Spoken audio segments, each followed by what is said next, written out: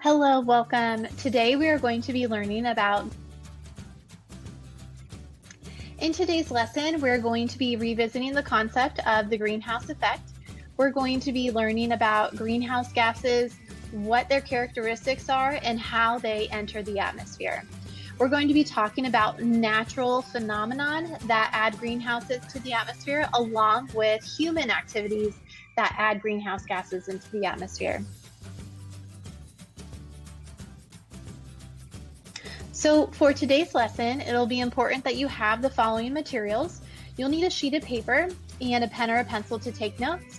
What I'll ask is that as you're watching this video, you will record notes as we go. So your notes should include titles and summaries, maybe some helpful diagrams that summarizes the content that we have covered. Of course, at any time, feel free to pause and rewatch the video as you feel is needed. So let's start by talking about what greenhouse gases are. Greenhouse gases are a group of gases that have the ability to trap heat energy close to Earth's surface in Earth's atmosphere. So we're going to be taking a look at a number of greenhouse gases listed below. We have water vapor, carbon dioxide, methane, nitrous oxide, ozone, and chlorofluorocarbons, also abbreviated as CFCs. So we call these gases greenhouse gases because of their ability to trap heat energy. We see that sunlight energy is going to be entering Earth's surface or Earth's atmosphere, and it has the ability to reflect back out into space, or it can remain in Earth's atmosphere, causing this warming phenomenon. So greenhouse gases allow for us to keep this heat energy close to Earth's surface, which ultimately warms our planet. And this is a natural phenomenon that is actually a good thing. If we didn't have greenhouse gases in the atmosphere, our planet would be too cold for life as we know it. So we do have to be thankful for this natural phenomenon. Scientists are, however, concerned about the greenhouse effect, specifically because we have been seeing large quantities of greenhouse gases being emitted and added into the atmosphere over the last couple years, really couple hundred years. But ever since humans started doing certain activities on our planet, we saw a large increase in greenhouse gases entering the atmosphere. So we want to make sure we are aware of our actions and how this could potentially impact our planet for our life and the future. So let's start with a greenhouse gas that you've probably heard of before, carbon dioxide. Carbon dioxide is a greenhouse gas that is made of a single carbon double bonded to two different oxygen atoms. So we abbreviate this molecule as CO2. Di is the root that refers to two. So we know that carbon dioxide is a gas that occurs naturally around us. We exhale it when we are respiring. We know that plants absorb it when they are photosynthesizing. It's around us. So this is not new. It's been on our planet for many, many years. We know that carbon dioxide is released when organisms are decaying, along with them being alive, right? Think of yourself breathing and exhaling. You are releasing carbon dioxide into the environment. We also know through volcanic activity, carbon dioxide gets added into the atmosphere. So these are all natural phenomenon that add carbon dioxide to our atmosphere. What is new or human driven is the burning of fossil fuels. We know that fossil fuels is a way that carbon is stored. And once we burn those fossil fuels and release that energy, carbon dioxide is a waste product that is produced in burning fossil fuels. And so that carbon dioxide is going to be adding to the atmosphere. So because of this, and because it is such a powerful greenhouse gas, it is the most important contributor to human-caused climate change, the carbon dioxide emissions associated with different human activities. So it's an important one to know information about. So some things to take away: make sure you understand how carbon dioxide is released into the atmosphere. We know that there are several natural processes that add carbon dioxide into the atmosphere, like the decay of organisms or organisms that are respiring, that are alive. We see volcanic activity releases carbon dioxide into the atmosphere as well. And then the human-based activity of burning fossil fuels is also adding carbon dioxide into our atmosphere. Great job. Next, let's talk about water vapor. So we are familiar with water, H2O, a single oxygen bonded to two different hydrogen molecules. We've learned about the water cycle before, but what's less commonly known about water is that when it is in its gaseous form in the atmosphere, it acts as a greenhouse gas. So it causes and contributes to the warming of our planet. It is actually the most abundant greenhouse gas when you look at the composition of our atmosphere. It is the most abundant greenhouse gas. So let's talk about, how does water vapor get into the atmosphere? Water vapor forms when we have evaporation. We know that evaporation occurs when water converts itself from a liquid to a gas. And there are certain conditions that need to be met in order for water to undergo that change of state. So when it's warm enough, water will evaporate from oceans, lakes, or streams, and it will evaporate into the atmosphere as water vapor. So when it's in its gaseous form, it's actually transparent. We can't see it. It's invisible. But then when it does condense at high altitudes, when it's cool enough, we'll see it condense to form clouds, and those clouds will then precipitate that rain back into Earth's surface. But before it forms those clouds, or if it remains as a gas, it's acting as a greenhouse gas, contributing to the warming of that area. And so this contributes to what we call a positive feedback loop. So we know if water vapor evaporates, it's going to end up in the atmosphere as a gas. In the atmosphere as a gas, it is a greenhouse gas, so it's going to cause the warming of that atmosphere, which is going to encourage more water to evaporate and enter the atmosphere as water vapor. So we have this continuous cycle or a positive feedback loop of water vapor causing this warming effect, causing more water vapor to enter the atmosphere. Great job. So some important takeaways about water vapor: know that it enters the atmosphere by evaporating. Know that it is the most abundant greenhouse gas when we look at the composition of our current atmosphere. And think about how human activities, if we have this continually warming condition of our planet, that more water vapor is going to evaporate and enter our atmosphere. Great job. Next, let's talk about methane. So methane is released from a variety of sources. Some of these sources are natural and some are related to human activities. Methane is a molecule you can see in the bottom corner is CH4. So we have a central carbon bonded to 4 different hydrogen atoms, and we abbreviate its chemical formula as CH4. So we see methane being released from a variety of sources. We have wetlands releasing methane. Whenever we are growing rice in a field, we have the release of methane. Livestock, namely the raising of cattle release methane. When we burn natural gas and mine coal, we release methane, along with waste management. So when we put our garbage into a landfill and that garbage then starts to decompose, methane is released throughout that decomposition process.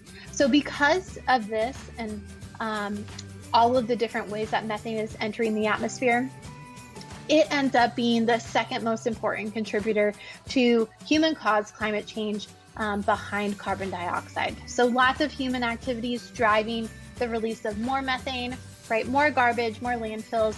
We want more meat, so we're going to raise more cattle, and so on. So remember how methane is released into the atmosphere? Know that cattle, when we are raising livestock, release methane.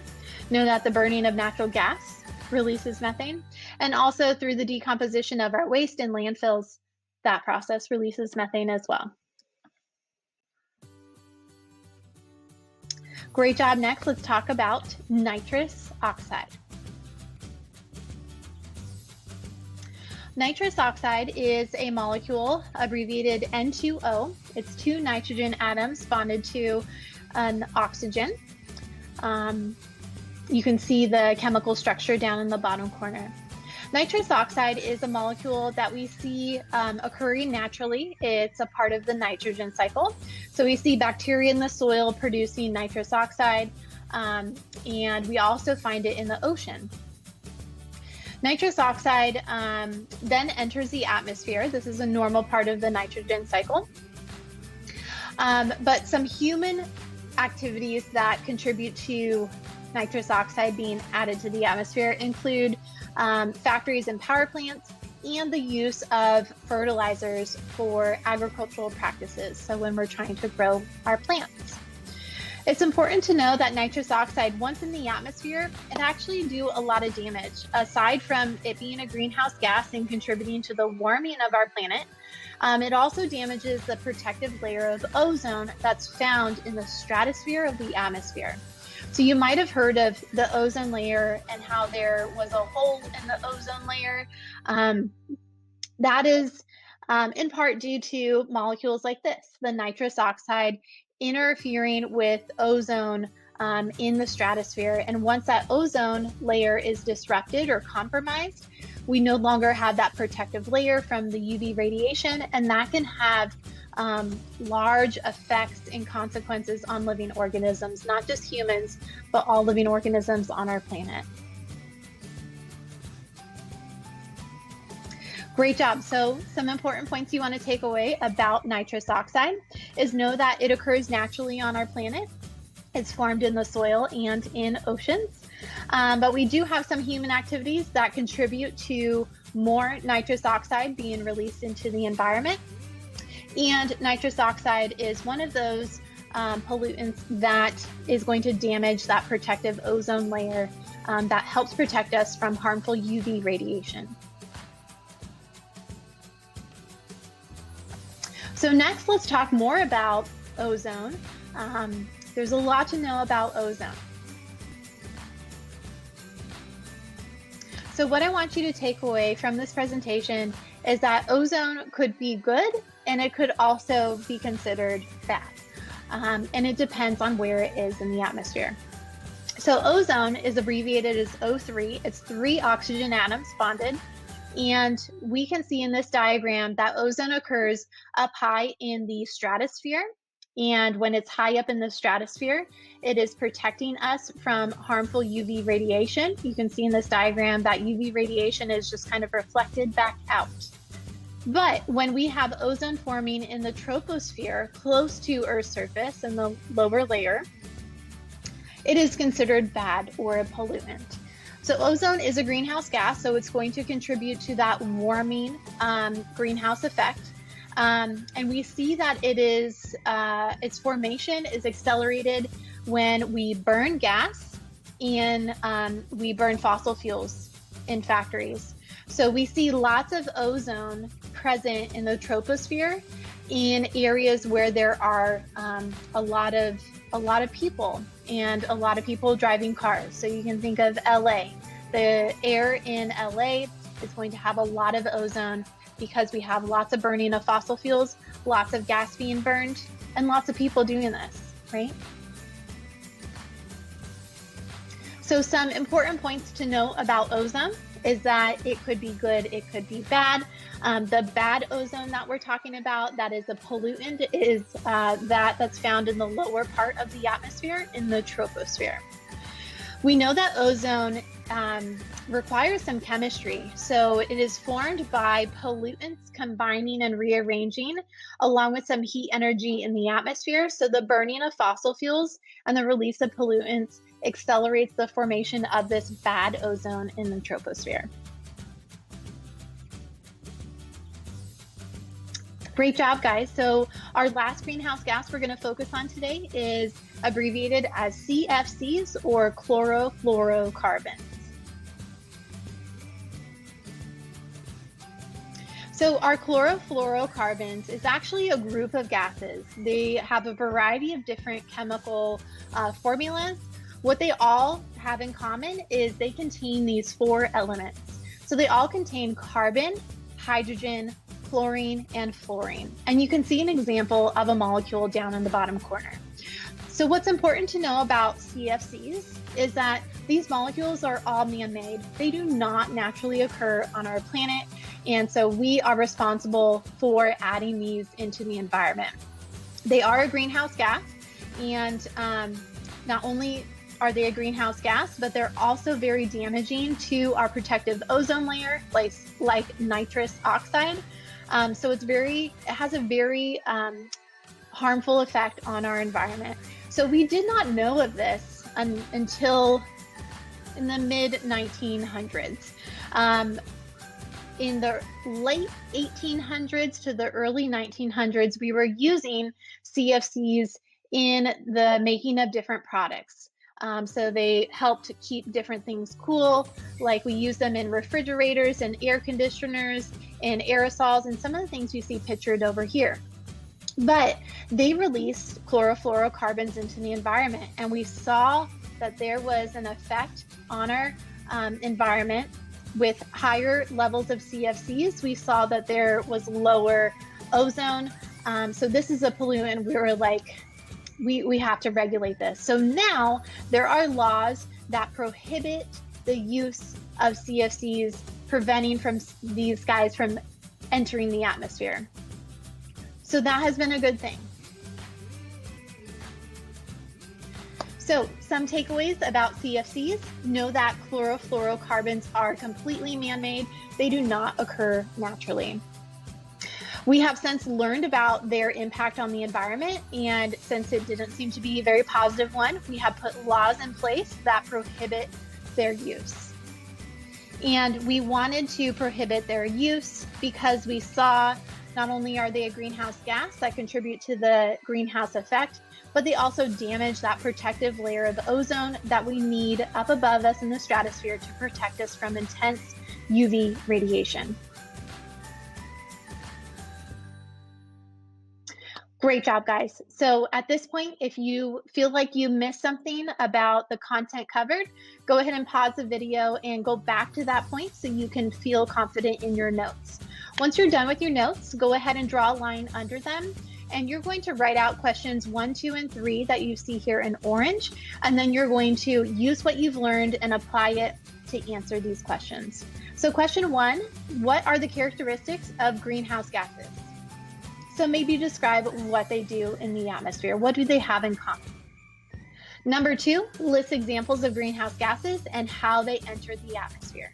So go ahead and list the greenhouse gases we talked about in this presentation and be comfortable understanding what types of activities or natural phenomenon can add them to the atmosphere.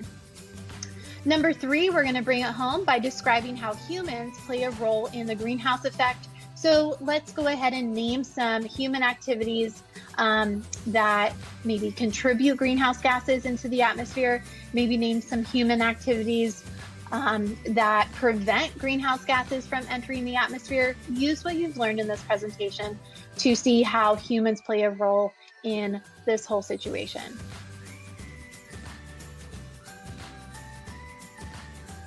Great job. Once you're done with your questions and your answers for those questions, you are done. So go ahead and hang on to your notes. I thank you so much for being here. I thank you for your attention and your time, and I am excited to see you again soon. Take care.